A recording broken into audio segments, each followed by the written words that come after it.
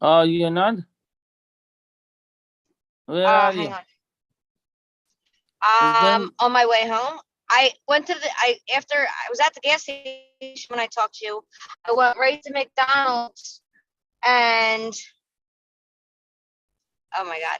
I went to McDonald's. They gave my food to somebody else. I was sitting there for 25 minutes. They gave my food to somebody else.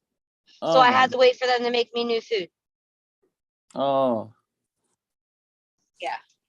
I got this now on YouTube also. Okay. So it's working on YouTube. Okay. So now how many people do we have? Hold on. I don't know. Hold on. All right. Felicia just shared it again. Hold on. What's it saying? Yeah. But I think we are.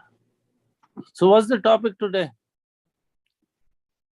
I think it's going to be rebuilding bridges. I think If that's we have it, if we have enough attendees. Hang on. There's Felicia. Hold on. I think rebuilding bridges that's a good one.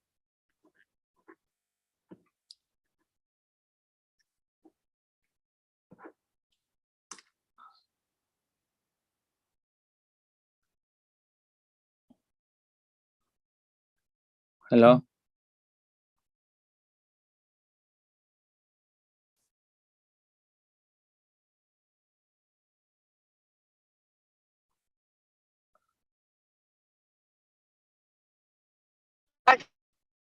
Hello?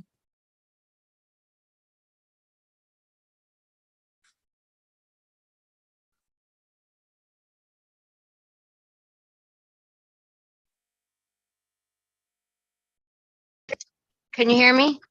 Yeah.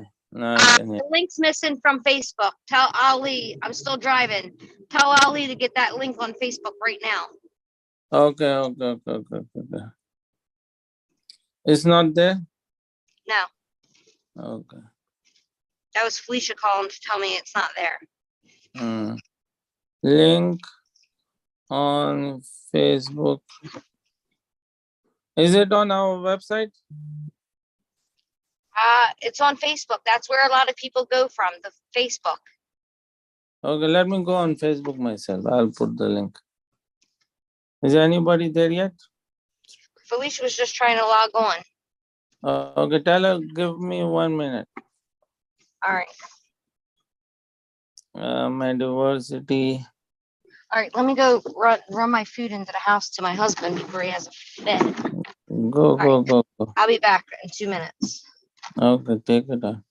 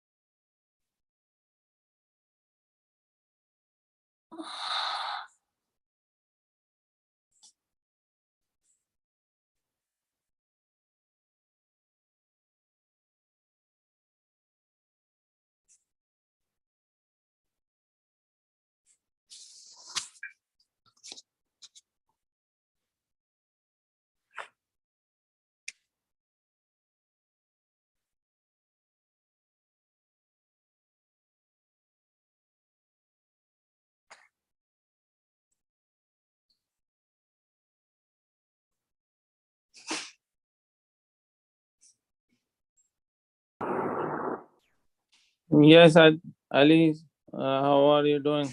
I think it's Good. working. I'm Yes. trying to make sure it's working. Like nobody has joined, but at least. Mhm. So like I got the background to work, Yeah. so that's good. Um, and then like what I was thinking is, if I want to share photos, hmm it you're seeing photos, Yes, I can see. Yeah, it's a store, huh? grocery store. Oh, okay. I'm just seeing what. Oh, now okay. Okay. Okay. Yeah, Hey, Miss Felicia, how are you? I think she's just joined. she is Amy. No, Miss Felicia. Okay. Hello? Hello? Can you hear me? Anyone? Okay, Amy is there also. Hey, Amy. Hello? Hello? Can you hear me? Yeah, who we got? Why isn't We this have working? Miss Felicia, Ali, and Why is myself. it? Wait, hold on. So that's a good number. And we got it on YouTube. It's working also. Okay. Can you guys hear I me? can hear you now. I can hear you. Okay, Who do we okay, got on good. here? Huh? But Who do we have on here? We have at least 100 people. That's what you keep saying.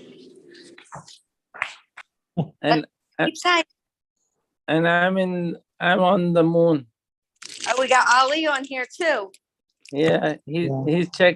he's checking us out, make sure like we are doing our jobs.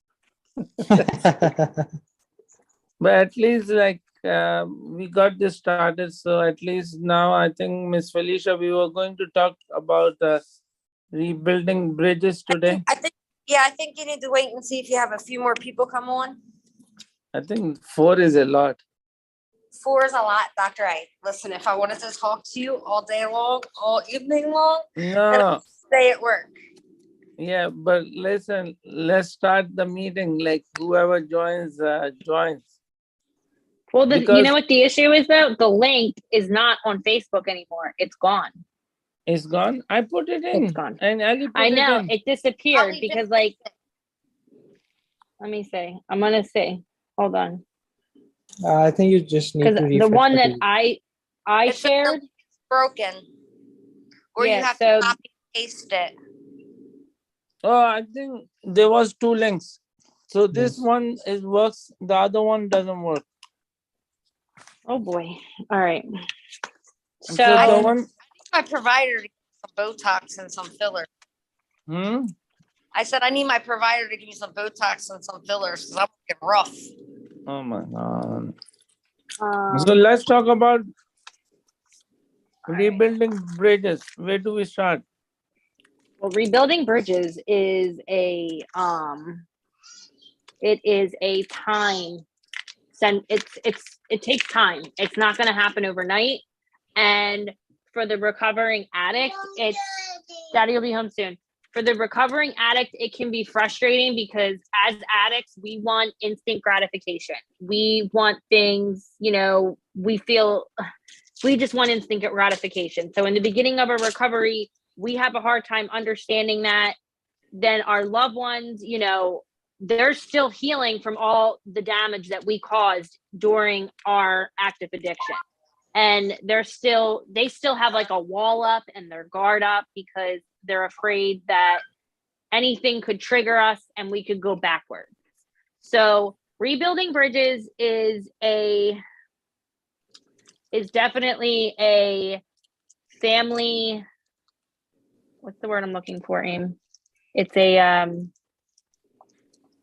oh man,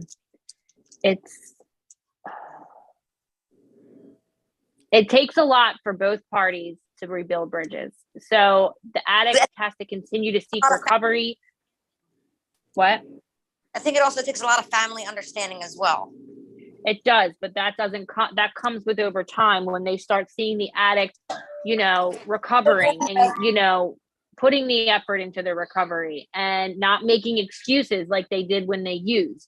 Because the one thing I can honestly say, addicts can make every excuse in the book not to get clean.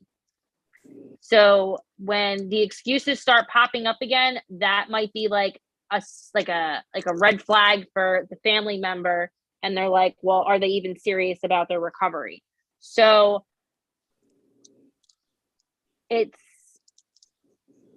I have to probably honestly say my mom probably just started to begin to trust me again, like fully trust me, because my word didn't mean shit. I mean, I would sit there and be like, oh, Mom, this is my last time using, I promise. And not even 5 hours would go by and I'd be using again. So she's seen me accomplish so much in my recovery, and she saw how seriously I took it. So it's rebuilding bridges is not something that you take lightly at all. No, I agree with you. Like, I think, like, the way with when you have a problem with addiction, you have burned the bridges and you have used your family as a tool to get the drugs.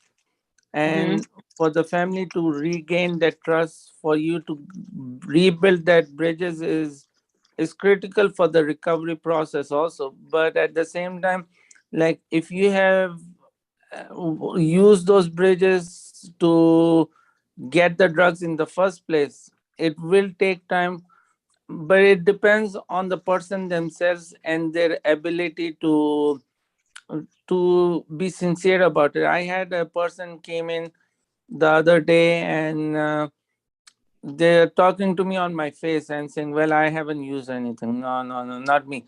And like, when you confront the person and say, listen, who are you lying to? Are you lying to me, or are you lying to yourself?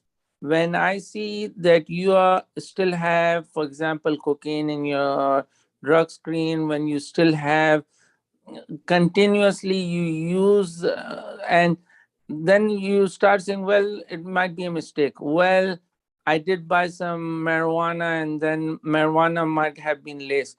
Like, those are the kind of things that one makes like excuse to justify or cloud that you are not using. But when you make exceptions, you're pretty much lying to yourself that, okay, like, listen, like I'm not using, but yes, I am using, but the for the community and the family, I'm telling them I'm not using. So that is the thing, that you have to be sincere yourself first, that listen, what I mean is what I'm saying, number one, and the people will get it. But like, if you keep on constantly with a straight face lie to the family and say, well, listen, I'm not using and I need you to help me with the recovery, they will get it, like you are not sincere about it.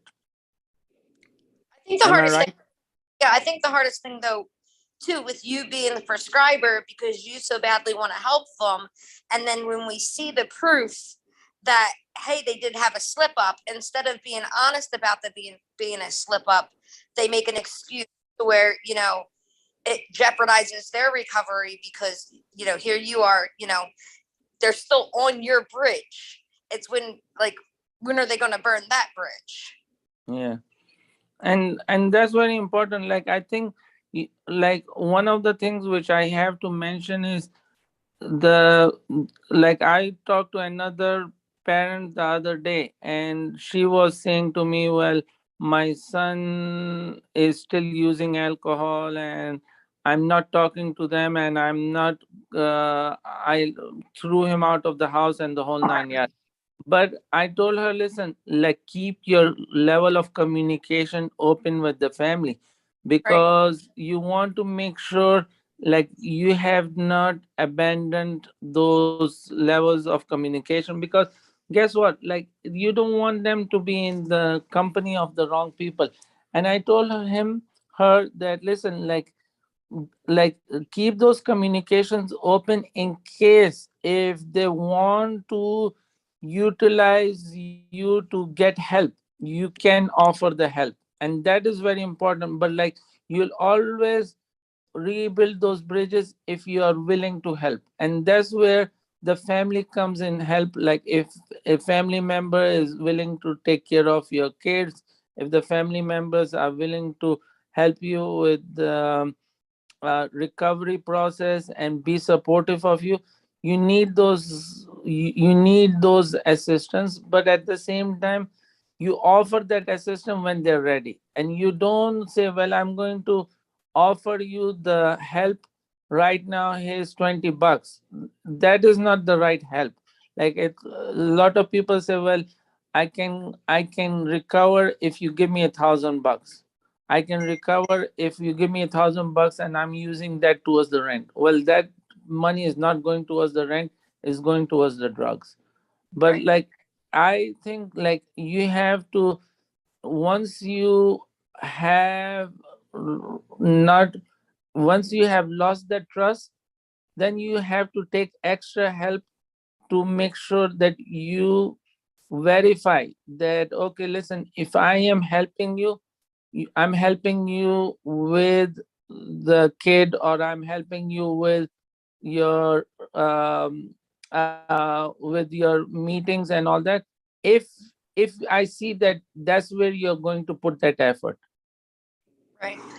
I know as a parent and dealing with a kid that, was an addict and stuff like that. And when we did kick him out, like, I don't know how much sleep I lost, or I didn't sleep. I was always wondering, was he eating? Was he sleeping? Was he warm? I mean, it's terrifying as a parent. So, seeing, where he is now, I mean, his bridges still ain't completely built. I mean, Felicia can attest to that, because I'm just like, oh my God, I'm going to kill this kid.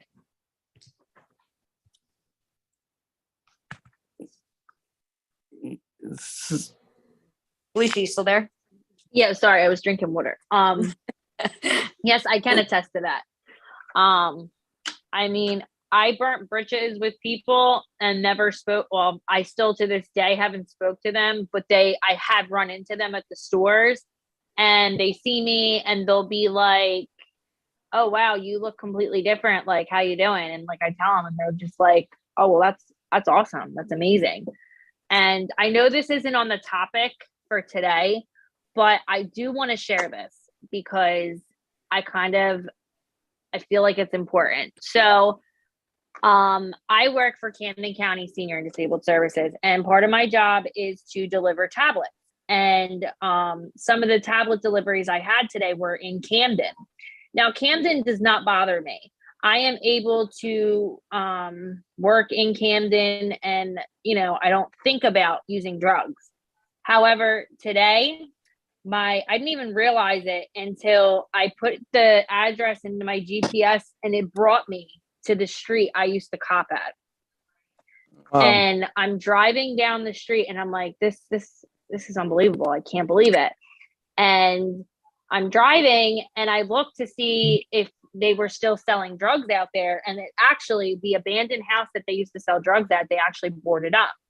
And then if you go up the street a little bit more, there's a house that would be it was the second house on the left.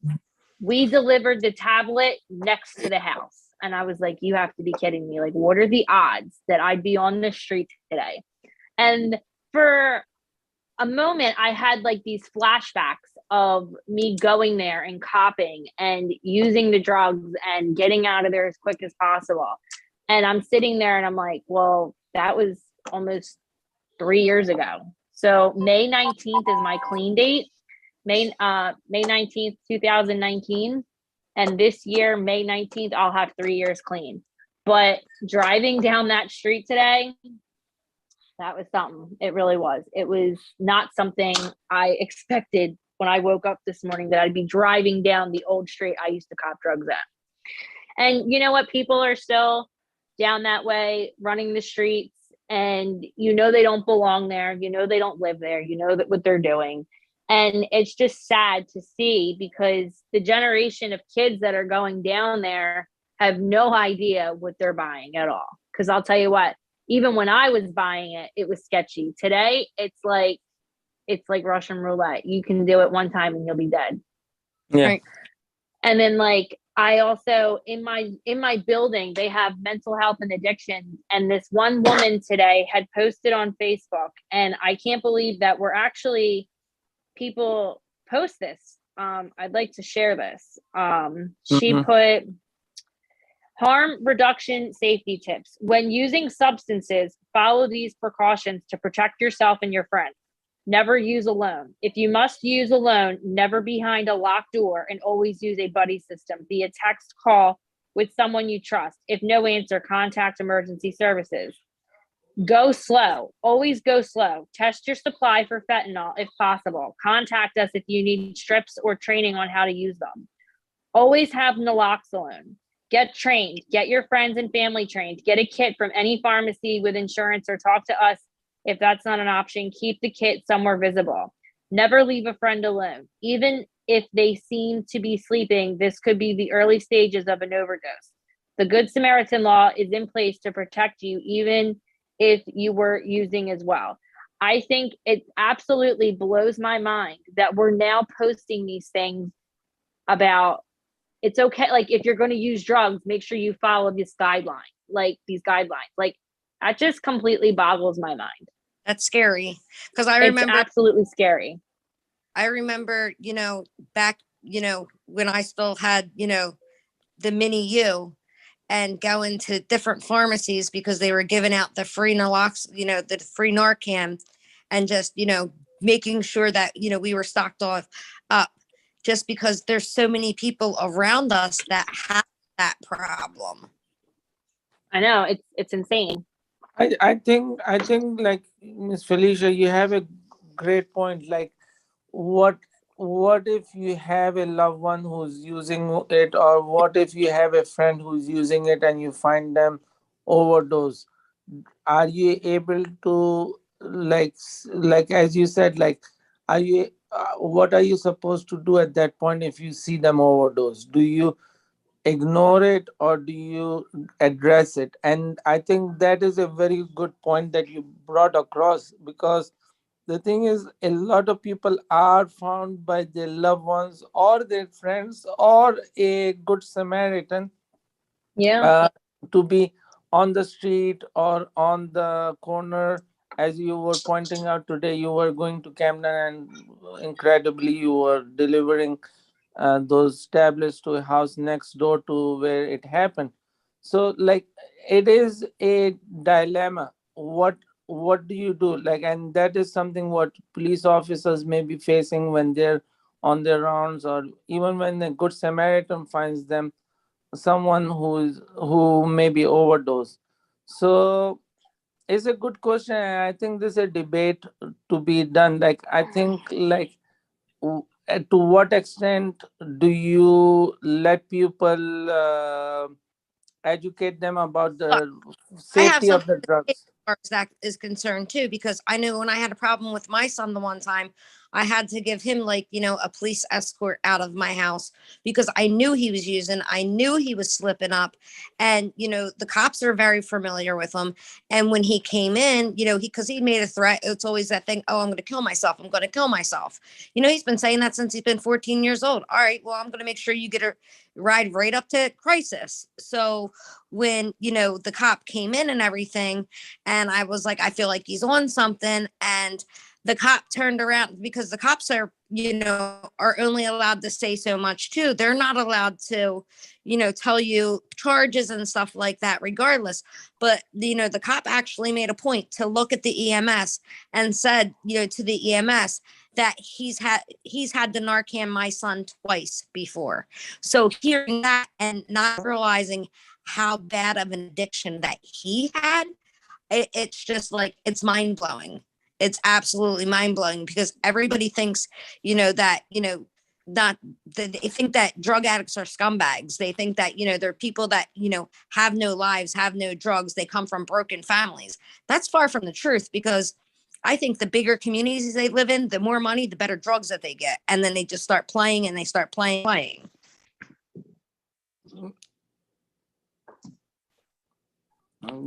I think I agree with you, Amy. Like I think like the more money someone has or the family has the resources, the more the kid has access to the this thing. And it all depends on, like, not only the, like, the environment the kid is in. I think the education the school is providing, and like, as you said, the risk of experimentation with the drugs. And that is what the thing is, like, we always like to challenge ourselves and say, well, listen, if I use this drug, nothing is going to happen to me. And at that age of 12 and 14, you feel invincible, and you feel like you can try something without facing the consequence. But, like, I think the kids are not aware of the dangers of the things that they're trying. Right. They're starting younger and younger now. I mean, what did we start trying when we were like 12 and 13? We tried smoking cigarettes, like never like popping pills from the parents' medicine cabinet or, going to the parties and stuff like that. I think, when they say that we do have like that epidemic now, like we really do have it, but people are so embarrassed of, what goes on behind closed doors that they don't want to ever discuss it. And that's a big issue. Like me, I'll throw my skeletons on the front step. Like if it's going to save somebody else's kid, I'm going to talk about it. I'm not embarrassed. Like I knew my parenting skills. It has nothing to do with the way I parented my kids. My kid didn't come from a bad home life. He just chose his own path. And Felicia, you were spoiled too. Yeah. It doesn't discriminate. Addiction absolutely does not discriminate in any way, shape, or form. Like I had said to Amy the other morning, it all starts out as fun and games. You go to a party, you have a couple drinks, smoke some weed. You want to snip half this perk with me? Sure, no problem. And before you know it, you're lying about your supply, your stash, how much money you have to the people you used to share the drugs with. It then starts to show itself that it's the addiction is now progressing, and you have no idea until it's too late, until the one weekend you decide not to party and you're like, man, I don't feel good, like I feel sick. And then as soon as you put that substance in your body, you perk right back up and you're like, oh, that's all it takes for me to feel better. And then it's kind of a downhill thing from there. So I mean, the addiction does not discriminate. It doesn't matter where you came from, who had you, I mean, what money you have, what shoes you wear, anything. It doesn't matter. Because half the time you won't even have that. By the time your addiction's through with you, you'll have nothing. You'll have nothing. Yeah, and I agree with what you're saying, Miss Felicia. Like, the thing is, I had a guy that brought his friend for just some stitches, and he had a problem with alcohol.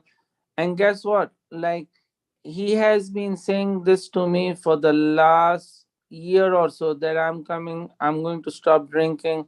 It's no big deal. I can stop it anytime. But the thing is, to make that commitment to stop that use, to get off of it, it is a struggle. And, like, if you have used it once, it is a struggle, because you always feel like, listen, like, I can go back using it and nothing will happen, and that is always a challenge. It's the truth. It's very true.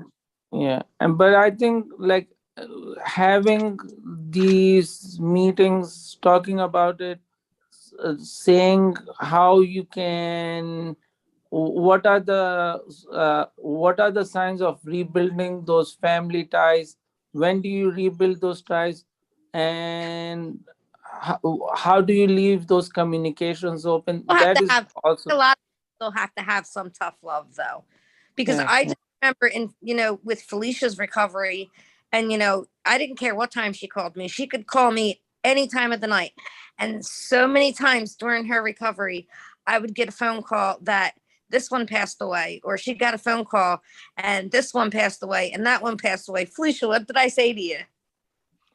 At least I didn't get a phone call that you were in a pine box. yeah. That's what I said. Guess who didn't get a phone call? Me. Yeah. And actually, you know what is during my this is actually crazy. So my best friend Pete actually died. I think I got Braley back November 30th and he died on the 24th. literally a week before I was supposed to get my daughter back, he died. And I remember going to Amy's house, having to drop Braylee off. And I had to hold myself together because I didn't want Braylee to see me fall apart. And I thought this man was untouchable, like indestructible. Like he could do, and the thing is, like, I didn't even know he was using, like really He was using part- like that. Part of your recovery until the very end. And then Yeah. he was a very manic person, and I guess he did a perk that he thought was a perk, and it was fentanyl, and that was that. And Mm. it only took that one time. His son Wow. found blamed Oh himself. Yeah, my. his son found him. At home? Yeah, at home he actually. So what happened was, he was laying on the couch watching football, and then his son got up to go to the bathroom, and then when he came back, his father was blue. Oh my God. Oh my Yep. God. Was he able to resuscitate his father or no? No.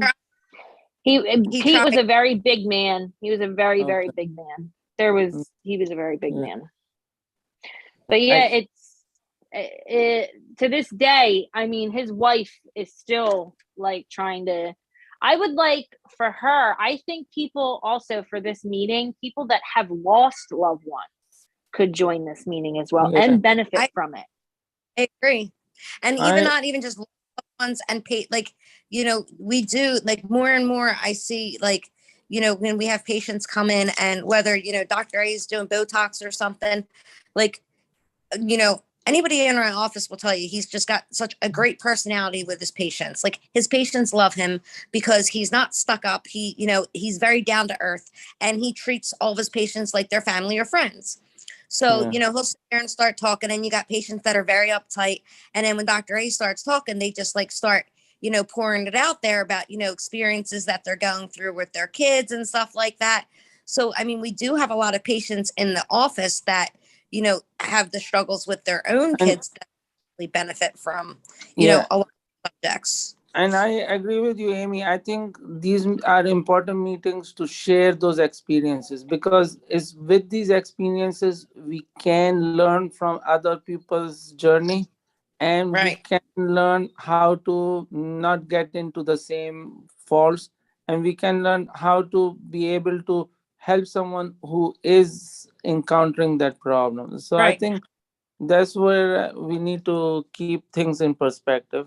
And I think But a I lot of think parents realize they need to say, not my kid, not my kid. Yeah. I was never one of the parents that was never like, not my kid. I was like, a teacher would call, be like, all right, what did they do? Like, Mm. you can't always say your kid is not going to do that because you raised them not to do that and you told them not to do that. Doesn't mean they ain't going to do it, because a lot of times they're going to go against you anyway because they want to say, was mom or dad right? So Yeah. it doesn't matter like what bubble you put them in. I mean, when I went to youth group as a kid, when we went to church and stuff like that, when we used to go on camping trips, we used to find a way to get alcohol and drink alcohol. And here we are, you're 16 years old, like on a chair camping group. So there's no, like, you can never say just because your kid's doing this or your kid's doing that, you can never say not my kid.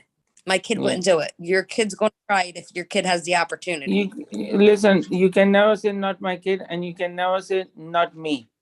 That is Exactly. how I look at it. Like, you cannot say not me even. Like, it can happen to me also, but it is always Right. important to say that, listen, I am a human being. I can falter, but you need to know if you do falter, you need to anchor Pick to, yourself back up. yeah, you Right. need to anchor back to the help. Exactly. And No I think, judgment. like, I think we will continue with this next Monday. What do we talk about next Monday?